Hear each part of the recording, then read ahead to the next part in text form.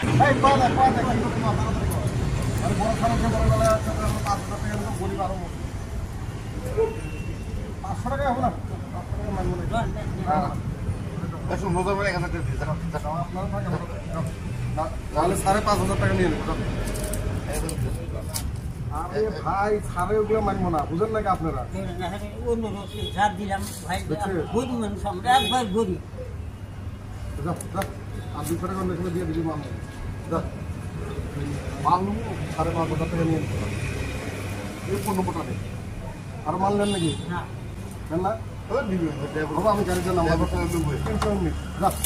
এই নেই দাদা আমরা 2-1 দিন যাই টাকা আলাপ করে দিই তোদের নাম্বার দেন নাকি আমি নাম্বার তো হয় না তো হবো গাড়ির নাম্বার এই গাড়ি দিলেন তো হ্যাঁ হবে গাড়ি ড্রাইভারের ফোন নম্বর তোর নাম্বার আছে না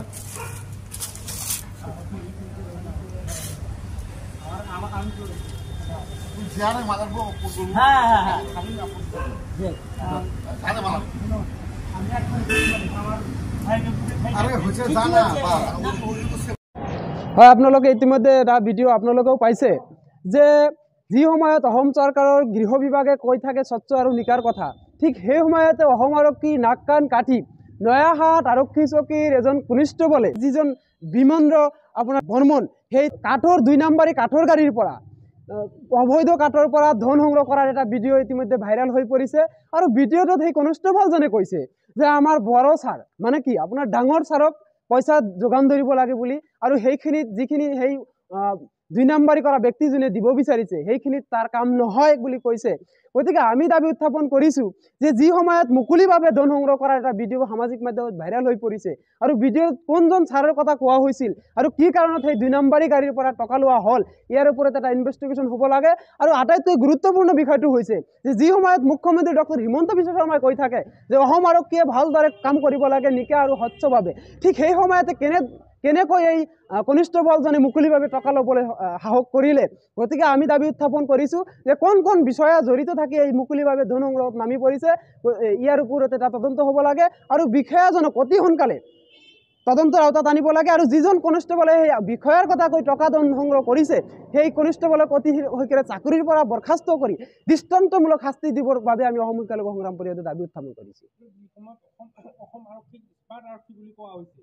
এই ক্ষেত্ৰত স্মাৰ্ট আৰক্ষীৰ এনে কৰ্মকাণ্ড হয় এই ক্ষেত্ৰত আমি দেখিবলৈ পাইছোঁ যে জিপি সিং ডাঙৰীয়াই যেনেধৰণে আমাক সন্তুষ্টি কৰিবলৈ অসম আৰক্ষীয়ে স্বচ্ছ নিকা আৰু আপোনাৰ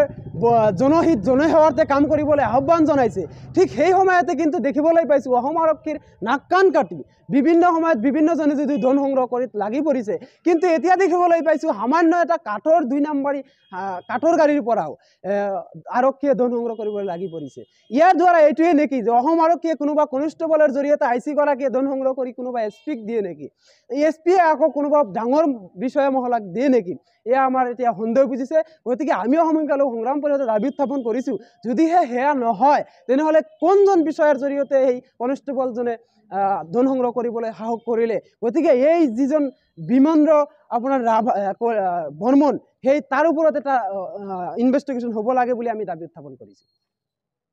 প্ৰিয় দৰ্শক আপোনাক অপৰূপা টিভিৰ তৰফৰ পৰা বিনম্ৰভাৱে অনুৰোধ কৰিছোঁ এই চেনেলটো আপুনি ছাবস্ক্ৰাইব শ্বেয়াৰ ফলোইং লাইক আৰু কমেণ্ট কৰি লগতে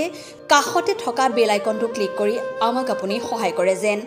আপোনাৰ এই সহায় সহযোগিতাই অপৰূপা টিভি চেনেলটোক জীয়াই ৰখাত বিশেষভাৱে সহায় কৰিব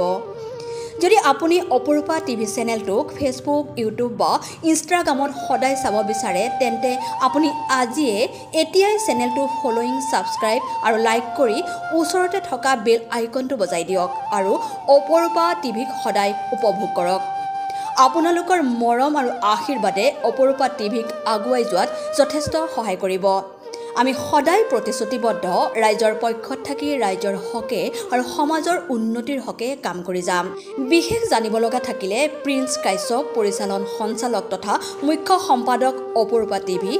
মোবাইল নাম্বাৰ 8135819868 নম্বৰত যোগাযোগ কৰিব পাৰিব ধন্যবাদ